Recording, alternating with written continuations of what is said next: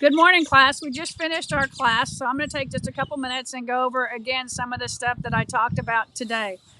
For camping, certain equipment that you need to have. Make sure you've got ropes. Make sure, I said I like to use bungee cords. I've got a rake, a rake. I also use a multi-tool. I like to use the multi-tool when I'm camping just in case you never know what's going to be happening and you may need it. Some of the areas that we went over as far as for camping today also included some essentials that you need. How are you going to survive if you have to camp? And survive can be many things. Survive can mean that you're out and you're lost and you need to take care of yourself. Survive can mean that you want to make sure that you have water, food, and shelter. Those are the three key things you need when you are out on your own. If you have water, food, and shelter, and fire, there's a fourth, then you can pretty much make it through anything that you're looking to do. So quickly, I'm going to go through some things. I'm going to hit some of the high points. We've already talked about it in class, but this is kind of a refresher for you so that you have it. Real quick, we're going to go, since I'm right here by the fires, we're going to go with the fires, all right?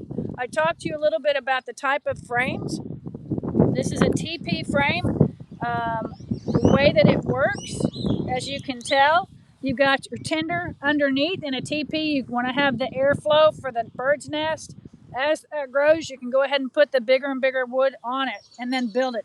This is a great fire frame for a bonfire, which is kind of neat. The other frame that we looked at, we talked about the other day, is this tic tac or crisscross, where you make sure you got air that comes under. You put your bird nest in, so you got air coming up over it, air coming onto it, and then you can build that up. With either of those fires, as it gets bigger, you don't have to maintain that frame. But that's a great way to start it, okay? As for the other shelters, here's one of the shelters we built, or I built, I guess. Y'all weren't here. It's pretty basic. All I did was I took some rope. I took this rope. I tied it to a tree using a bowline knot. I've got a tarp under here to keep me off of the ground. And then I just took a tarp, threw it over the rope, and clamped it down with stakes. Because I want a little bit extra space, I put rope on it so it could be there. This is a great little shelter. If I modified this, it could actually be a lean-to. And all a lean-to is something like this, where you have one side up and the other side down. No matter what you use for a shelter, make sure you have it so the water, the dew and whatever, or the rain, if you get in rain, can come off of it. It's that easy. All right. The other shelter I showed you in class, is an actual tent. This is a dome style tent. As you can tell, it's pretty easy to put up. You just have these poles, they get thrown up. You put them in, you can do it. Always make sure, I talked to you about having something ground cover to protect your tent and protect you. When I do a ground cover, I always have a little bit out so I can wipe my feet. I usually leave my shoes outside my tent because I don't want all the sand and dust and dirt or rocks or whatever from the campsite in my tent where I'm going to be sleeping. You want to make sure you have a sleeping mat of some sort. That's mine. I would put in the heat of the summer, I usually just use sheets and a light blanket. If I'm camping somewhere where it's a little bit cooler, I'll put my sleeping bag on there. You can also put your lights in there. You want to make sure you have flashlights or other things you want to make sure you have when you are camping. I always make sure that I've got my I've got my hand warmers, okay? I carry a mallet because what I've done is with this tent, I have stakes in. It's windy. If you don't put stakes down to hold your tent or your tarp, it's going to fly away. And that causes more problems. So you don't want that. Something else I take when I'm camping is I use my Camelback.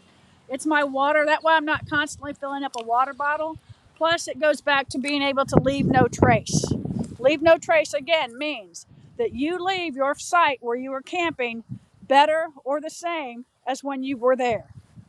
I have a little chair. I always have a camping chair that I take. This is my camping chair. I have two buckets, and I've got a bucket over by the fire. You always want to have water close to your fire. You've got your shovel over there. Make sure it's there. I have a bucket over here to carry just different things when I'm getting back and forth to my site so that it's there. I always have a rake. And when I use a rake for camping. A couple reasons I use a rake. If I want to smooth out where there's rocks or whatever, I can turn it this way and smooth it out. If I need to even it out, I can do it the other way. Usually when I'm camping in Texas, I also take a hoe. And I use a hoe primarily in case there are snakes that come to my tent or come to my campground. I really don't want snakes in my campground. It's not that I'm afraid of them. I respect them, but I don't need them where I'm trying to eat and sleep and play, right? The other thing we went over was our cooking station. This is our cooking station for today. We've got a propane cook stove. I've got a coffee pot.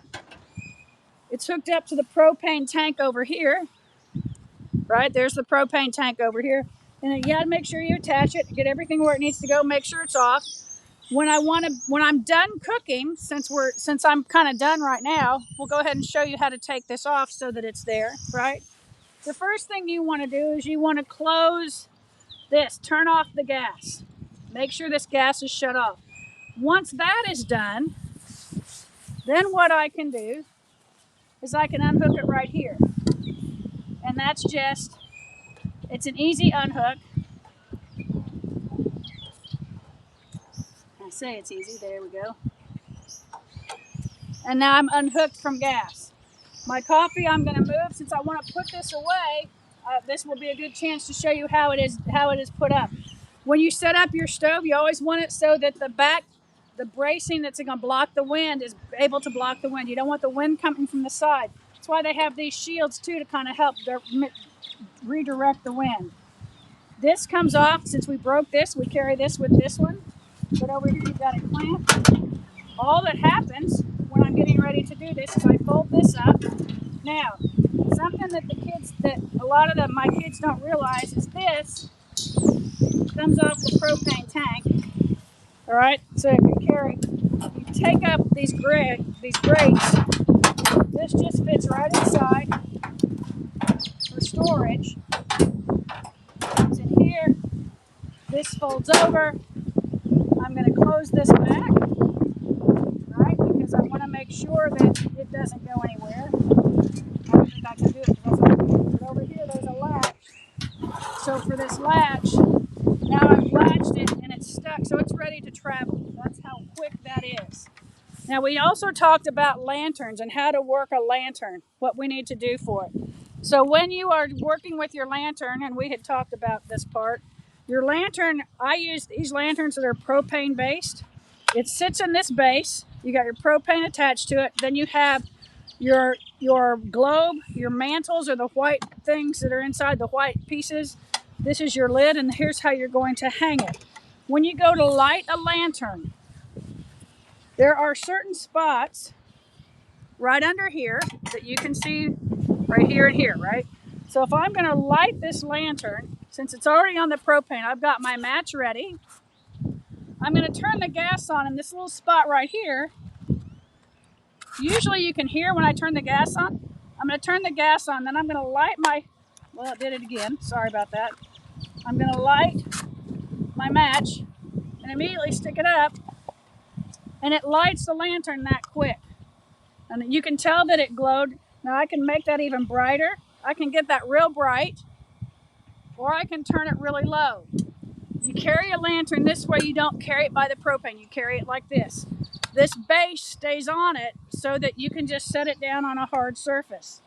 You can use this to hang it up from a tree limb, or on our cooking station that we usually use when we camp, there's hooks on that. To turn it off, you just switch it off this way, and it shuts off all by itself. Now, to put this away, you're going to take it off the base, and then you have to unscrew this part from the propane. It just screws on, so you just unscrew it like that. Then this will fit, now that we've used it, it fits right here in the base like this. So when I'm storing it, and there's a case for it, fits right there, so everything is in one piece. Makes it nice and easy. All right, just a couple key components for what we need when we're camping. There's other things that I talked about in our Zoom meeting. Hopefully you remember those, and you can read the unit on core camping skills and what it takes. But this is just a little video to kind of go over and say, okay, this is what we do. Hope this helps.